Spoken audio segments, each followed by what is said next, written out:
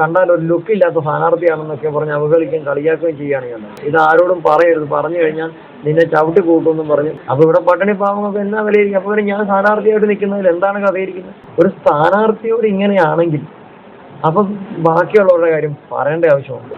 നമ്മുടെ രാജ്യത്ത് ഇപ്പോൾ ഒരു തെരഞ്ഞെടുപ്പിനെ അഭിമുഖീകരിക്കുകയാണ്. സ്ഥാനാർത്ഥികളെല്ലാം വോട്ട് തേടി നടക്കുന്ന അവസരത്തിൽ ഒരു സ്ഥാനാർത്ഥിയായിട്ടുള്ള സന്തോഷ് പുളിക്കൽ അദ്ദേഹത്തെ തല്ലിച്ചതച്ച് ആശുപത്രിയിലാക്കിയിരിക്കുകയാണ്. നിയമം ദുരുപയോഗിച്ചുകൊണ്ട് അദ്ദേഹം പൊതുസ്ഥലത്ത് അക്രമം ഉണ്ടാക്കി എന്ന രീതിയിലുള്ള ഒരു കേസും ചമച്ച് അദ്ദേഹത്തെ എതിരെ കോടതിയിൽ കേസെടുത്തിരിക്കുകയാണ്. പക്ഷെ അദ്ദേഹം ഇപ്പോൾ പാലാ ഗവൺമെൻറ് ആശുപത്രിയിൽ ചികിത്സയിലാണ്. അദ്ദേഹത്തോട് ഈ കാര്യങ്ങളെക്കുറിച്ച് നമുക്ക് സംസാരിക്കാം.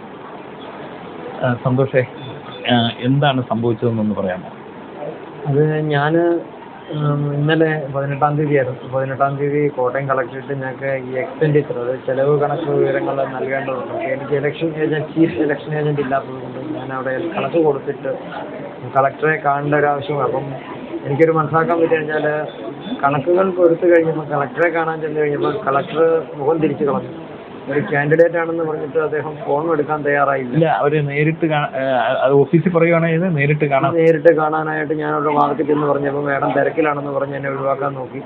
അത് കഴിഞ്ഞിട്ട് തന്നെ കളക്ടറെ ഫോൺ വിളിച്ചു. കളക്ടർ എന്ത് ചെയ്തു? അത് സ്ഥിരം പരിപാടിയാണ്. കളക്ടർ എന്ത് ചെയ്ത് ഞാൻ ഈ ഇലക്ഷൻ നോമിനേഷൻ കൊടുത്തു തന്നു തൊട്ട് ഇന്ന് വരെ കളക്ടർ എൻ്റെ ഫോൺ അറ്റൻഡ് ചെയ്യത്തില്ല. ഇവരെ എന്തിനാണ് താങ്കൾ കാണാൻ ശ്രമിച്ചത്? കാണാൻ ശ്രമിച്ചത് എനിക്ക് കഴിഞ്ഞ ദിവസം ഒരു പ്രശ്നം ഉണ്ടായിട്ട് അതിൻ്റെ നിജസ്ഥിതിയെ പറ്റി കളക്ടറെ ബോധ്യപ്പെടുത്തുന്നതിന് വേണ്ടിയായിരുന്നു പരാതി കൊടുത്തത്. അപ്പോൾ പരാതിയെ പറ്റി അതിൻ്റെ നടപടിക്രമങ്ങൾ കളക്ടർ വേണം. സ്ഥാനാർത്ഥി എന്ന നിലയിൽ എനിക്ക് കളക്ടർക്കാണ് പരാതി കൊടുക്കേണ്ടതുള്ളൂ. അപ്പോൾ ആ പരാതി കളക്ടറുമായി ആലോചിച്ചിട്ട് അത് നടപടിയുമായി പോകണോ വേണ്ടി എന്ന് ചോദിക്കുന്നതിന് വേണ്ടിയാണ് ഞാൻ കളക്ടറെ കാണാൻ ശ്രമിച്ചത്. അത് അവർക്ക് അറിയുകയും ചെയ്യാം. അത് കഴിഞ്ഞ് രണ്ടാമത് ഞാൻ സ്റ്റേഷനിലായിരിക്കുമ്പോൾ കളക്ടർ എന്നെ വിളിക്കുകയും കളക്ടർ വിളിച്ചില്ല, കളക്ടറുടെ ഉദ്യോഗസ്ഥർ, അവിടെ ഗൺമാനാണ് അവിടെ കാര്യങ്ങളെല്ലാം തീരുമാനിക്കുന്നത്. കളക്ടർക്ക് യാതൊരു റോളുമില്ല. ഗൺമാൻ ഫോൺ എടുക്കുന്നു, നമ്മളെ കാര്യങ്ങളെല്ലാം അവർ കേൾക്കുന്നു, അവരാണ് തീരുമാനം കാര്യങ്ങളെല്ലാം കൽപ്പിക്കുന്നത്. അല്ലെങ്കിൽ അവരുടെ അടുത്തുള്ള കുറേ ഉദ്യോഗസ്ഥ വൃന്ദങ്ങളുണ്ട്, അവരാണ് അവിടുത്തെ കാര്യങ്ങൾ. അപ്പോൾ SP ആണെങ്കിൽ പോലും നമ്മൾ ഫോൺ വിളിച്ചാൽ അദ്ദേഹം സാധാരണക്കാർ വിളിച്ചാൽ ഫോൺ എടുക്കുകയാണ്. അതൊരു ശരി. ഇനി അത് പോട്ടെ, ഇവിടെ നടന്ന വിഷയം. അത് കഴിഞ്ഞ് ഞാൻ ഈ എക്സ്പെൻഡിച്ചർ കഴിഞ്ഞ് ഞാൻ തിരിച്ച് ഇവിടേക്ക്, അതായത് ടൗണിലേക്ക് വന്നപ്പോൾ എനിക്ക് തോന്നി മണി 2 മണി കഴിഞ്ഞിരുന്നു. അപ്പോൾ ചോറുണ്ടില്ല. എന്നാൽ കുറച്ച് ഓട്ടൊക്കെ ചോദിച്ച് ഒരു ചെറിയ കാപ്പി കുടിച്ചിട്ട് ഞാൻ രാഹുൽ ഗാന്ധിനെ ഒന്ന് കണ്ടിട്ട് 4 മണിക്ക് രാഹുൽ ഗാന്ധി വരുമെന്ന് അറിഞ്ഞപ്പോൾ ഞാൻ അദ്ദേഹത്തെ കാണാനുള്ള ഒരു ആഗ്രഹം കൊണ്ടാണ് ഞാൻ അവിടെ പോയി നിന്നത്. അപ്പോൾ അവിടെ ചെന്ന് കഴിഞ്ഞപ്പോൾ അത്യാവശ്യം വോട്ട്, നമുക്ക് സ്ഥാനാർത്ഥിയായതുകൊണ്ട് അവിടെ ചെന്ന് വേണമെങ്കിൽ നമുക്ക് വോട്ട് ചോദിക്കാമല്ലോ. അപ്പം അവിടെ നിൽക്കുന്ന എല്ലാ പ്രവർത്തകരെയും ഞാൻ അറിയുന്നതാണ്. ഞാൻ UDFൻ്റെ പഴയ പ്രവർത്തകനും കൂടിയാണ്. അപ്പോൾ എല്ലാ നേതാക്കന്മാരെയും അവരെല്ലാവരും എന്നെ കണ്ടപ്പോൾ കൈപൊക്കി കാണിക്കുകയൊക്കെ. അപ്പം 2-3 പോയതാനും ചില പോലീസ് ഉദ്യോഗസ്ഥരെ കണ്ടപ്പോൾ ഞാൻ ഹായ് സാറേ എന്നാണ് നമസ്കാരം എന്ന് പറഞ്ഞ് ഞാൻ സ്ഥാനാർത്ഥിയാണ് വോട്ട് തരണം. അപ്പോൾ അവർ പറഞ്ഞു ഇവിടെ നിന്നും നിൻ്റെ ഒരു കളികളും നടക്കില്ല, നീ വോട്ട് ചോദിക്കാൻ ഞങ്ങളുടെ അടുത്തേക്കൊന്നും വരണ്ട എന്നും പറഞ്ഞ് അവരെന്നെ ഒരു കളിയാക്കുകയും അതുപോലെ തന്നെ അവർ ആക്രോശിക്കുകയും ചെയ്യാനുണ്ട്. അത് കഴിഞ്ഞപ്പോൾ ഞാനങ്ങ് മാറിപ്പോയി. തിരുവഞ്ചൂർ സാറിനെ കണ്ടു കഴിഞ്ഞപ്പം സാറിനെ കൈപൊക്കി കാണിച്ചു. അത് കഴിഞ്ഞ് തിരിച്ച് ഞാനൊരു പ്രവർത്തനം സംസാരിച്ചുകൊണ്ടിരുന്നപ്പോൾ ഒരു CI വന്നിട്ട് എൻ്റെ ഷർട്ടെ പിടിച്ച് വലിച്ചിട്ട് നീ ജീപ്പിലോട്ട് കയറണമെന്നും പറഞ്ഞ് എന്നെ ജീപ്പിൽ, ഞാനൊരു സ്ഥാനാർത്ഥിയാണ്, താങ്കൾക്ക് എന്നെ ജീപ്പിൽ കയറാൻ എന്താണ് അവകാശമുള്ളത്?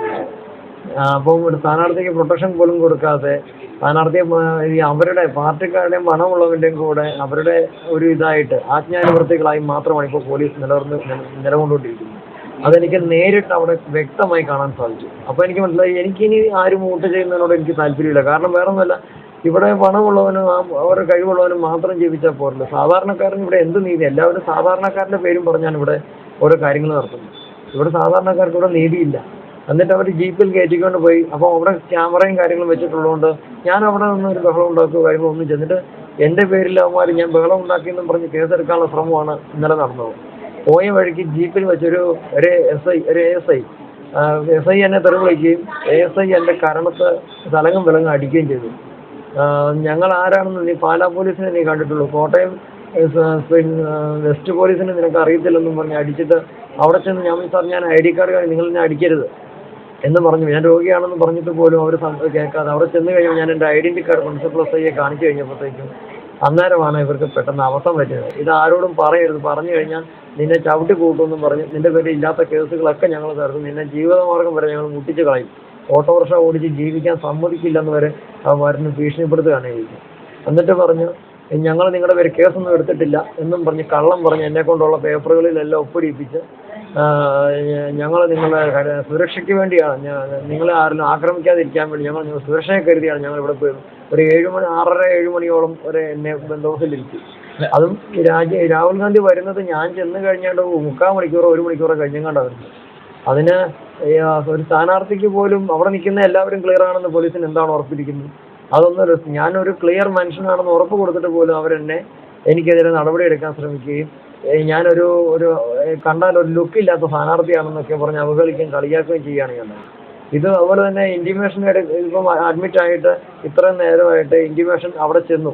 ഇൻറ്റിമേഷൻ എടുക്കാനായി പോലീസുകാരെ വിളിച്ചു കഴിഞ്ഞപ്പോഴത്തേക്ക് അവർ പറഞ്ഞു തന്നെ വെച്ചാൽ വേണമെങ്കിൽ അങ്ങോട്ട് ചെല്ലും, കോട്ടയം വെസ്റ്റ് സ്റ്റേഷനിലേക്ക് ചെല്ലുവാണെങ്കിൽ ഞങ്ങൾ ഇൻറ്റിമേഷൻ എടുക്കാം, ഞങ്ങൾക്ക് വരാൻ നേരമില്ലെന്നാണ് പറഞ്ഞു. ഞങ്ങൾക്ക് VIP ഡ്യൂട്ടിക്കും മറ്റും പോകണം, നിങ്ങളെപ്പോലെയുള്ള ഊച്ചാളികളുടെ ഒന്നും പുറകെ വരാൻ ഞങ്ങൾക്ക് നേരമില്ലെന്നാണ് അവർ പറഞ്ഞു.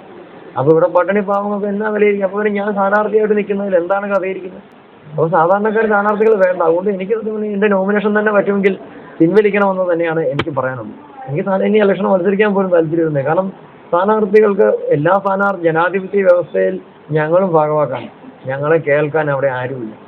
സത്യം പറയുകയാണെങ്കിൽ എനിക്ക് സത്യം പറയാനല്ലോ, ഒരു സ്ഥാനാർത്ഥിയെ അത്ര ആളുകളുടെ മുന്നിൽ വെച്ച് ഒരു പ്രതിയെ, ക്രിമിനൽ കേസിലെ പ്രതിയെ കൊണ്ടുപോവുകയും അതുപോലെ തന്നെ അടിക്കുകയും ചെയ്തത് എനിക്ക് വളരെ നാണക്കേടും അതുമാത്രമല്ല അവിടെ തെറി വിളിക്കുകയും മാനസികമായി ഒരുപാട് പീഡിപ്പിക്കുകയും ചെയ്തവരെ എനിക്ക് ഒരു വളരെ ദുഃഖകരമായ രീതിയിൽ നടത്തുന്നുണ്ടായി. ഈ ഒരു അനുഭവം ഇനി ആർക്കും. അപ്പം ഒരു സ്ഥാനാർത്ഥിയോട് ഇങ്ങനെയാണെങ്കിൽ അപ്പം ബാക്കിയുള്ളവരുടെ കാര്യം പറയേണ്ട ആവശ്യമുണ്ട്. ഇവിടെ പണം ഇല്ലാത്തതിൻ്റെ പേരിലല്ലേ ഞാൻ ഇട്ടിരിക്കുന്ന ഈ കാക്കി യൂണിഫോം ഇതിട്ടോണ്ടാണ്. എനിക്ക് ഇതിട്ടോണ്ട് എവിടെ ചെല്ലുന്നതിനും നാണക്കേടില്ല. പക്ഷേ ഞാൻ വെള്ളയും വെള്ളം ഇട്ടില്ല, അല്ലെങ്കിൽ ഞാൻ കാണാൻ സൗന്ദര്യമില്ല എന്നും പറഞ്ഞാൽ ഇവരെല്ലാം നമ്മളെ അവഹേളിക്കും, പുച്ഛിക്കുകയും ചെയ്യും.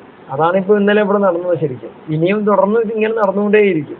ഇതിനെ തടയിടാൻ കളക്ടർക്കും നേരമില്ല, SP-ക്കും നേരമില്ല.